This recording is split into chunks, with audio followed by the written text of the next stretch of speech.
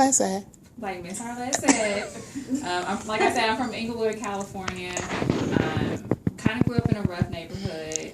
Was kind of surrounded by a lot of people who wanted to be that D-boy, that person who was always so popular, that person. There was a lot of competition, especially in LA. Everybody wants to look good, wants to drive the nicest cars, and everything else that kind of came in between. I didn't come from that family, so I didn't have that privilege, so I was trying to fake it till I make it.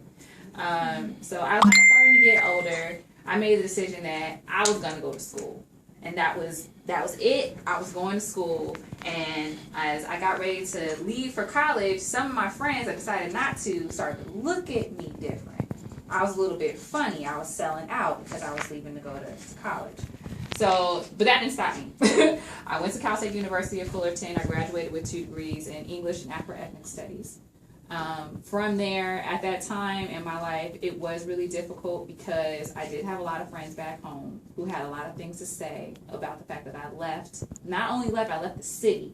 And even though I was 45 minutes away, I could have been a world away from them. And they went on to have children and take a different route in life. And that was at the time I had to make a decision on who I was going to take with me and who I was going to have to let go of.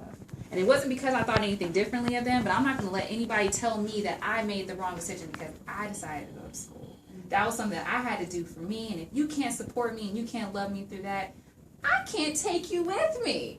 I didn't have anything. I didn't talk about anybody. I didn't think there was anything wrong with some of the decisions that they made, but you have to learn that there are going to be some people who will hate on you if you're not doing the same thing that they're doing. It's hard for some people to embrace you and to love you even when you guys are going down 2 different routes. And if you can't accept it, then you can't accept me. So I went on. I ended up getting my master's in psychology and marriage and family therapy. And I was working and doing everything, and I knew that I wanted to go to law school. And so I actually took an internship. Actually, I went for an interview for an internship at Warner Brothers Music. So I lived in LA. I knew I wanted to go into entertainment and sports, and I knew I wanted to go into that law field. So I thought it'd be really great that I had an internship in the entertainment industry underneath my belt. So I go in, and I got my suit on, and I think I'm looking jazzy, and my hair is done, and I'm walking in there like, I got this. And it was a Monday morning, and in college, you'll find that our weekends start on Thursday. And the reason why it starts on Thursday is because you have classes on Mondays and Wednesdays, and Tuesdays and Thursdays. And almost nobody has classes on Fridays. And so on Thursday, 8 o'clock, everybody is partying. Everybody's out. Everybody's doing everything. And I went to a party on Friday night, and I'm posing with my girls, chink, chink, chink, chink, taking pictures and everything else like that. And of course, at the time, Facebook was a little bit more popular. So the pictures went up. They go viral. And turn up is live. The turn up is real. All this other type of stuff. And tagging starts happening, right? So there's pictures of me all over Facebook from the party that I went to on Thursday.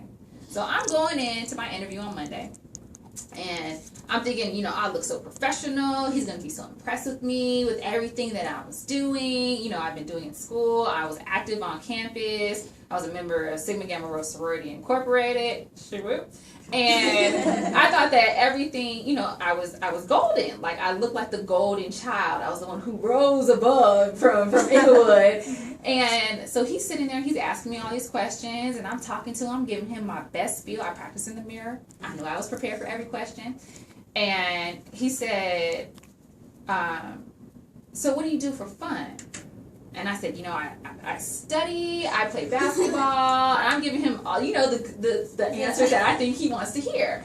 And he said, well, what'd you do this past weekend? Oh, I was in the house, and I'm ready for finals, blah, blah, blah, blah. And he turns his screen around, and he has all of my pictures from the weekend, from everybody who had tagged me in pictures. And he was like, it looks like you had a good time studying.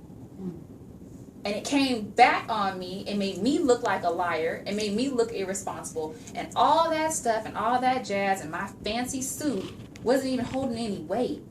Because I had just sat there and told this man that I was so responsible. And I was such a good kid. And I rose above. And how much better I was because, I was living, doing that. Can't live on both sides of the fence. You need to be selective about who tags you and what pictures you are even posing for. I know it seems really innocent now, and you're having a good time, and you don't see the consequences of it, but I'm telling you, everything that ends up on the internet is there somewhere.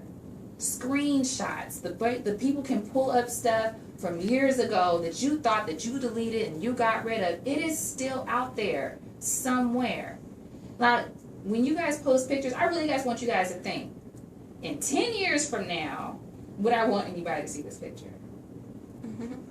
20 years from now, do I want my children to see this picture? Because we're living in a world where everything's being recorded. We're living in a world where what our parents did, that wasn't public knowledge. They got to do it and get away with it, and nobody, it's just a memory. Now we're being recorded. It's on Vine. It's on Instagram. Everybody has comments. Everybody is able to download stuff onto computers. Now stuff is starting to follow people. Currently, I'm a third-year law student at Arizona Summit Law School here in downtown. And I have to go through a process. I graduate in December, but I have to go through a process called character and fitness. Now, character and fitness is separate from me taking the bar in order for me to practice. But character and fitness is when they go through your entire life history since you were 18 years old. And they analyze, literally, your finances, how you are with money. And they send out these character references to all these different people that are associated with you. And all these people send back letters and they say, hey, she's a really great person, or hey, I don't think she's that responsible. And they go into your Facebook. They go into all this stuff because they want to see if you are the type of person that can be responsible for other people's legal matters, which and a lot of times is affecting people's lives. So just to think, everything that you're doing from 18 years and on is now open book, open. It's open for anybody to judge or analyze or criticize. I mean, there are some people who made really bad financial decisions in college. Trust, they're going to try to come at you for credit cards and everything else in between. And that stuff follows you later on in ways that you didn't think it was going to. So, in the end, what I'm just trying to tell you, ladies, is that some of the decisions that you guys make when it comes to social media, it's not temporary.